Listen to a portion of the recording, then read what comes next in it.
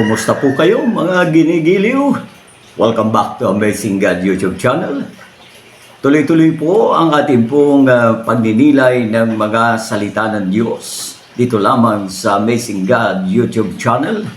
Samahan niyo po ako pang sa gayon ay patuloy po tayo na madagdagan ang ating pong mga kaalaman patungkol po sa salita ng ating Panginoon sa gabay at pagtuturo ng banal na Espiritu. Ayan.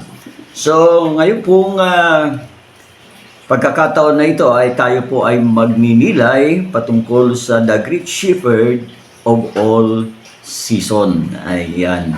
So, The Great Shepherd of all season. Ayan. So, at yan po ay mababasa po natin dyan sa John chapter 10 sa talatahong verse 11. Ayan, babasahin po natin dito po sa salin ng Ang Biblia at sa King James Version naman sa salitahong English, So chapter 10 verse 11. Sabi dito, ako ang mabuting pastor, ibinibigay na mabuting pastor ang kanyang buhay dahil sa mga tupa. Ayan. So, pagpalain po ng Diyos ang kanyang mga salita. Sa bahaging ito, patuloy po tayong gabayan ng banal na Espiritu upang mas lalo po nating maunawaan ang ating pong pag-uusapan o pagninilayan sa mga oras na ito. Ayan. So, the Great Shepherd of all nation. Bakit po natin tinatawag na the Great Shepherd of all nation? Ayan. Dahil hanggang sa ngayon ay may tuturing po natin na ang ating pong Panginoong Jesucristo pa rin ang siya pong nagpapastor po sa atin sa gabay at pagtuturo po ng banal na Espiritu.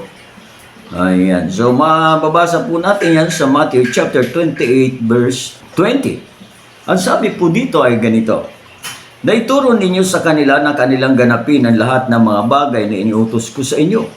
At narito, ako'y sumasa inyong palagi hanggang sa katapusan ng sanglibutan. Ayan. Atin po bang napansin yung sinabi po ng ating Panginoon Jesucristo na ako'y sumasa inyong palagi hanggang sa katapusan ng sanglibutan. Kaya tinatawag po natin ang ating pong paksa ngayon, the Shepherd or the Great Shepherd of all season. Ayan. At walang iba kundi po ang ating pong Panginoong Jesucristo. Ayan. At sino po ba itong mga tupa na ito na tinutukoy dito na kanya pong pinagpapastulan? Siyempre, unang-una po diyan ay ang bansang Israel. At ang pangalawa ay siyempre yung pong mga tupa na kung saan ay mula naman doon sa tinatawag na mga Gentiles, And yung Israel, yun yung pong nasa loob ng kulungan. Pero yung ibang tupa na wala sa loob ng kulungan, yun po yung nasa labas. Yan po yung tinatawag na mga Hintil na kung saan ay papayag na sila po ay maging tupa ng ating pong Panginoong Jesucristo. Siyempre, kapag yung tupa ay pumayag, na maging pastol nila yung ang ating Panginoon Jesucristo, ay di magiging pastol. Kasi meron din naman pong ibang mga kawan o tupa na iba naman po yung nagpapastol. Kaya mahalaga po yan. So, dito po sa tinatawag na Jesus the Great Shepherd ay matatagpuan naman po natin yan. Itong sinasabi ng ating Panginoon sa chapter 10 po sa verse 14. Ang sabi dito, ako ang mabuting pastor at nakikilala ko ang sariling akin at ang sariling akin ay nakikilala ako. I am the good shepherd and know my sheep and I know of mine. Yan. Nakikilala daw po ng Panginoon Jesus kung sino po yung kanyang mga tupa at nakikilala naman ng mga tupa kung sino ang Panginoon sa kanilang mga buhay. So, ngayon po ay ating pong bibigyan ng pansin ito pong shepherd na ito. Ayan. Sino po ba itong shepherd na ito? Although, kilala na natin at nabanggit na natin siyempre na ang Great Shepherd na tinutukoy po dito sa banal na kasulatan ay walang iba kundi po ang ating Panginoong Jesucristo. Di po ba? Ayan. So ngayon, ang sabi po dito ay ito palang Great Shepherd na ito na sinasabi sa banal na kasulatan ay isa po pala siyang simpleng tao lamang, simpleng tao lamang sa harap po ng napakaraming mga tao. Ayan. Pero sa harap po ng Diyos, ang ating Panginoong Jesucristo ay hindi po siya simpleng pastol lamang. Okay. Sabi po dito sa Matthew chapter 13 verse 55, ganito po ang ating mababasa, hindi bagay ito ang anak ng anluwagi, hindi baga tinatawag na Maria ang kanyang ina at Santiago at Jose at Simon at Judas ang kanyang mga kapatid. Iyan. So, ang ating Panginoong Jesucristo na tinatawag ng Biblia na the Great Shepherd ay anak po pala siya ng isang tinatawag na karpentero o kaya ay anluwagi. Kaya kung titingnan po natin ay isang simpleng buhay lamang mayroon ang Great Shepherd na ito. Dahil siya po ay lumaki sa isa pong pamilya na kung saan ay ang hanap buhay ay walang iba kundi ang pagpapanday o kaya ay ang pagkakarpentero o kaya ay bilang isang anluwagi. Ayan. So kilalang-kilala po ang ating Panginoong Jesucristo sa kanila pong lugar bilang isa pong simple or ordinaryong tao sa paningin ng napakaraming mga kababayan ng ating Panginoon sa kanilang lugar. Okay? So, number 2, pero ito pong simpleng tao na ito sa paningin ng napakaraming mga tao o kaya ng mga tao noong panahon, kakaiba kasi ito pong anak na ito ng karpentero, sabi dito, ay siya naman po ay tinatawag din na performers of many great miracles on earth. Napansin po ba natin yun? Kaya kung ating pumapasahin ang 4 Gospel, the Matthew, Mark, Luke, and John, diyan po natin makikita ang mga records ng ating pong Great Shepherd bilang sa simple man na kakaiba po. Sipin mo yung pong tubig. Diyan po sa John. Okay? Mababasa po natin yan sa John chapter 4. Yung pong tubig na naging alak doon sa kasalan sa Cana. The first miracle na ginawa ng ating Panginoong Jesucristo sa kanya pong buong buhay. Okay? At marami pa pong iba. Nariyan po na nagpadilat po siya ng mga bulag. Nagbigay po ng pandinig sa mga bingi. Nagbigay po ng pananalita sa mga pipi. Nagbigay po ng puwang upang ang mga lumpo ay makalakad. Nariyan po na nagpalayas siya ng mga demonyo o inaalihan ng mga demonyo. Pinalayas niya yung mga demonyo, mga masasamang espiritu sa katawan ng mga tao. At nariyan po yung tinatawag na gumawa po siya ng iba pang mga himala, lumakad sa ibabaw ng tubig, nagpatigil ng hangin, nagpatigil ng alon. Nariyan po yung tinatawag na higit sa lahat, yung pong bumuhay ng patay. Ayun po ang pinakamatindi, pinakamabigat. Diba? Masasabi nating a simple man, a son of a carpenter. Pero grabe po yung pag-perform niya ng mga miracle, mga amazing deeds. Masasabi po natin mga kamangha-manghang mga gawa. Grabe, ano po? Ayun. So, hindi lamang po yung tinatawag as simple man, performance of many great miracles, kundi ang number 3 ay followers of 84 disciple for almost 3 years in mission. Ayan. So ito pong simpleng tao na ito na nagpi-perform ng napakaraming mga kahangahangang mga gawa sa ibabaw ng mundo sa harap po ng mga tao. Alam niyo po, ang kanya lamang na nabigyan ng atensyon para gawing alagad o taga-sunod niya. Just imagine, in 3 years of full mission according to the Bible scholar o kaya ayon sa Biblia, yun naman po sa research na ng maraming mga nag-aaral ng Biblia, at siyempre, ayon sa Biblia, ay 3 taon lamang ang ating Panginoon Jesucristo. Ibig sabihin, nag-start po siya ng ministry, yung full-fledged sa ministry, yung pag-reach out, pagtawag na ng 12 alagad hanggang sa 72 disciples, ay 30 years old na po siya nung mga panahon. At nung siya po ay tumanggap ng kamatayan o pag-aalay ng kanyang buhay sa krus ng Kalbaryo, ay 33 years old na po siya nung panahon. Okay.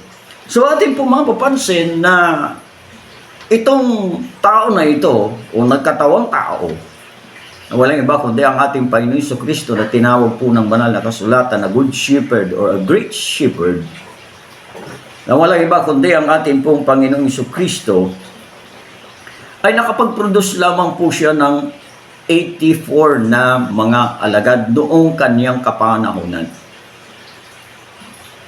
At ang malungkot, habang patuloy na ang ating Panginoong Jesucristo ay nasa misyon, pangangaral, paghayo, pagtuturo, pag-perform ng mga miracles, ay ito pong 72 ay hindi po ito nakatagal sa pagtitraining, sa pagsasanay.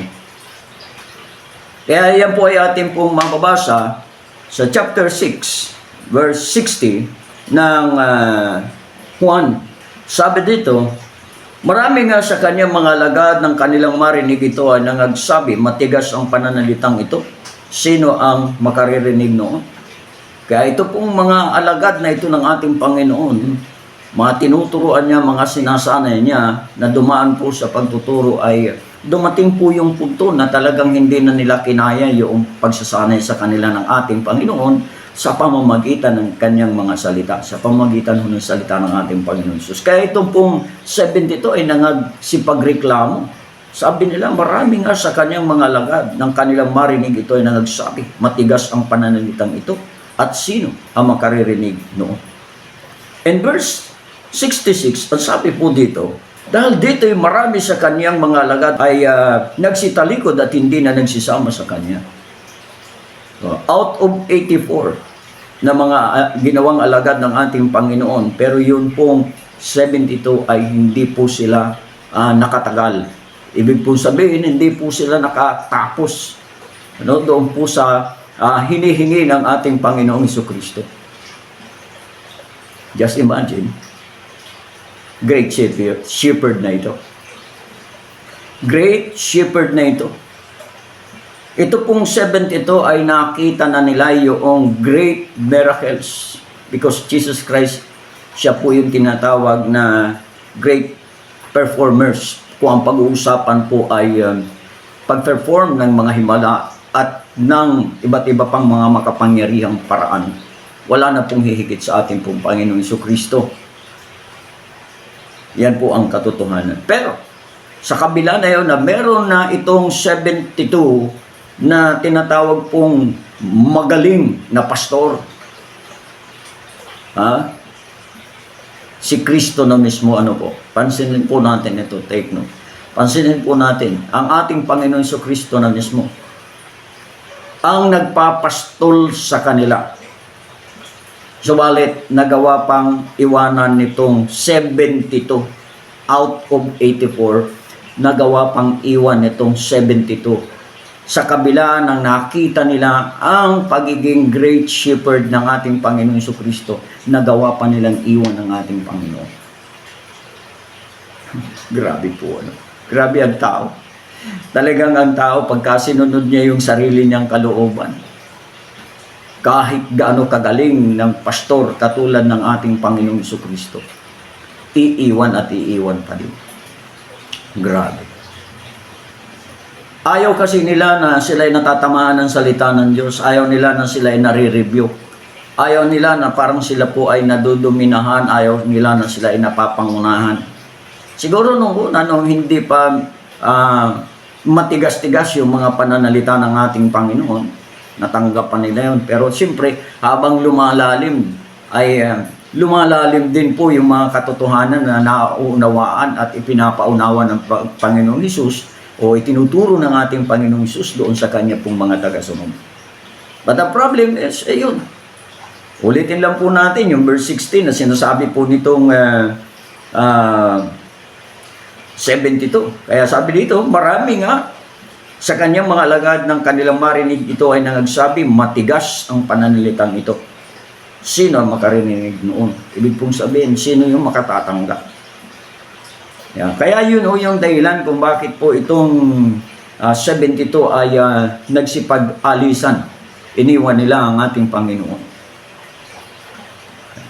Ulitin ko po si Kristo na ito, pero nagawa pang iwan. At hindi ho iilan ang nag-iwan sa ating Panginoon, kundi napakarami. Parang 3/4, ano po? O higit pa. Ang naiwan na lamang ay 1/4 bahagi. O 4 na bahagi. Na wala po yung 3/4.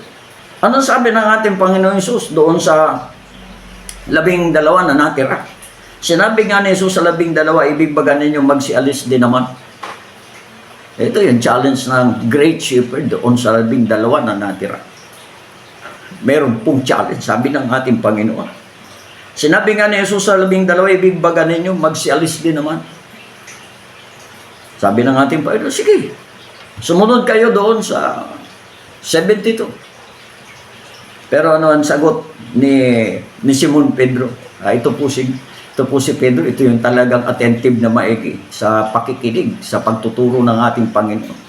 At okay lamang kay Peter na siya po ay nare-review na pagsasabihan. Okay? Ano ang sabi dito ni Simon Pedro? Sinagot siya ni Simon Pedro, Panginoon, kanino kami magsisiparoon? Ikaw ang may mga salita ng buhay na walang hanggan. Napakagandang salita ng isang tagasunod. Hindi bumitaw si Pedro sa ating Panginoon sapagkat alam ni Pedro ng ating Panginoon ang siyang mayroong salita ng buhay. Kaya kung ang isang tao ay tunay na tagasunod ng ating Panginoon, ano man ang mangyari, gaano man kasasakit, na tinatamaan siya o kay tinutuwid siya o napapakinggan niya, nadarama niya, hindi ho siya bibitaw. Katulad ni Pedro. Hindi katulad ng 72 na parang mga balat sibuyas sila. Kaya sabi dito sa verse 69, at kami nagsisisampalataya at nakikilala namin na ikaw ang banal na Diyos. Ayun. Ikaw ang banal ng Diyos. Malalim ho kung magsalita si Apostol Pedro. And 70, sinagot sila ni Jesus, hindi ba hiniram ko kayong 12 at ang isa sa inyo ay diablo? Aba, mas matindi po ito. Grabe po ito. Ang isa, hindi ko sinabi dito na tinukoy ng ating Panginoon na pangalanan sa harap po nung 12. Pero doon pala sa naiwan na 12 ay meron pa palang isa, mababawasan pa pala yung 12, mababawasan pa ng isa.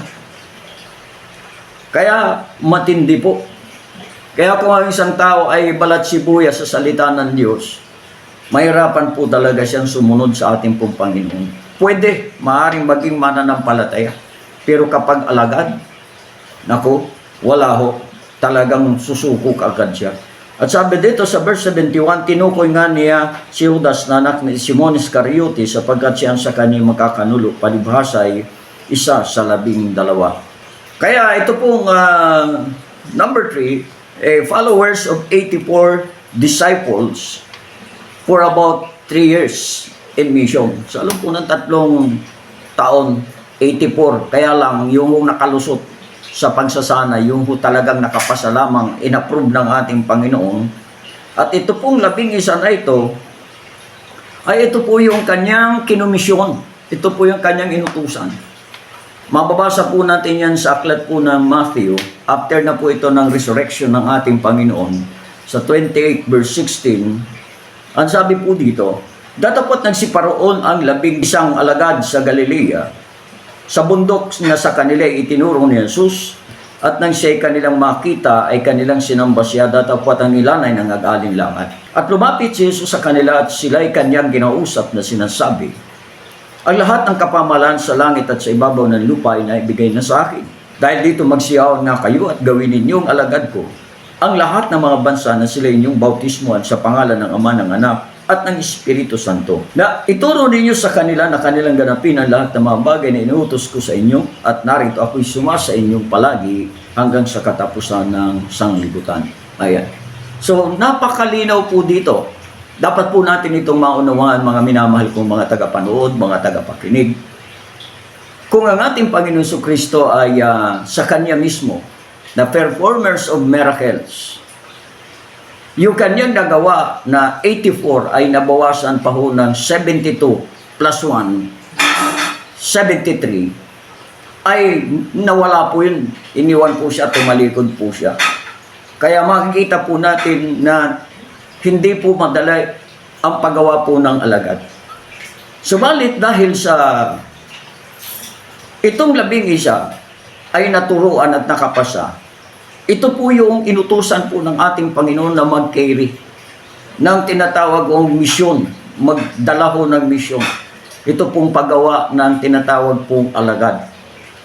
At ibinilang dito ng ating Panginoong Jesucristo ay walang iba sa 12, si Apostol Pablo na tinawag pong apostol ng mga hintil. Kaya kung tayo po ay hintil, ang apostol po natin ay si Apostol Pablo.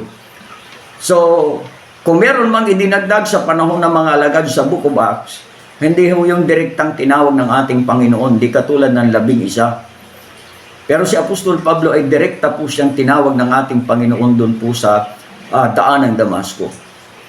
Ito pong ipinalit kay Judas ay dinaan lamang po ito sa palabunutan. Pero yung pong direktang pagtawag ng ating Panginoon ay walang iba kundi si Apostol Pablo.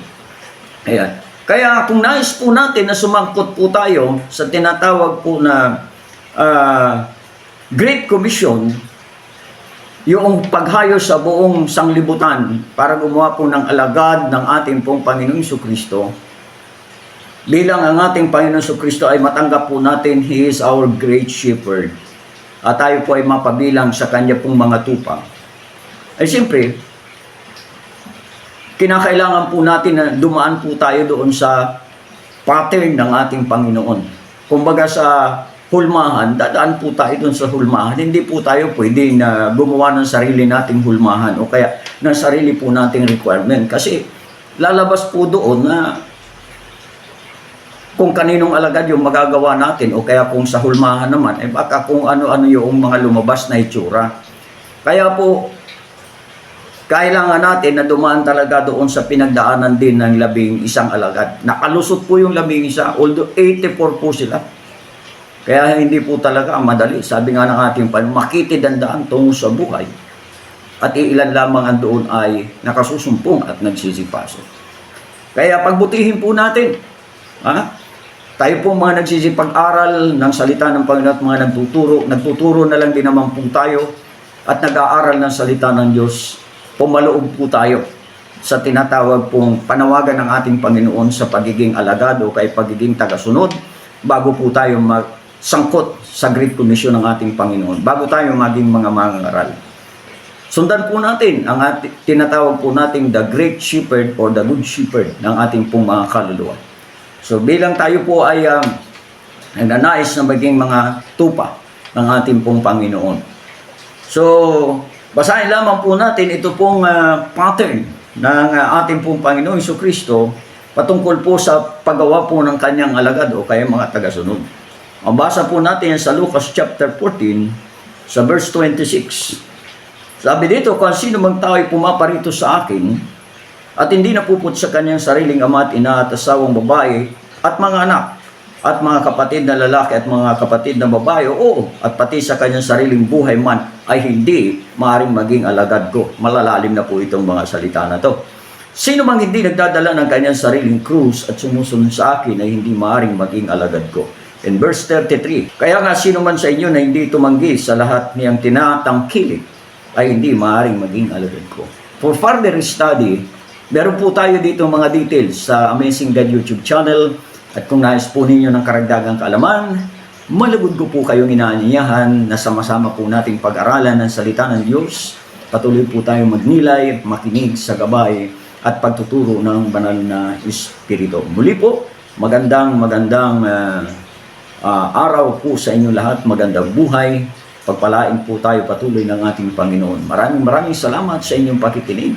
Ito lamang po ang inyong kamanggagawa, ito lamang po ang inyong lingkod sa pangalan ng ating Panginoon. Walang iba kundi si kapatid na Gayo na laging nagmamahal at nananalangin para sa inyo. To God be all the glory and praise.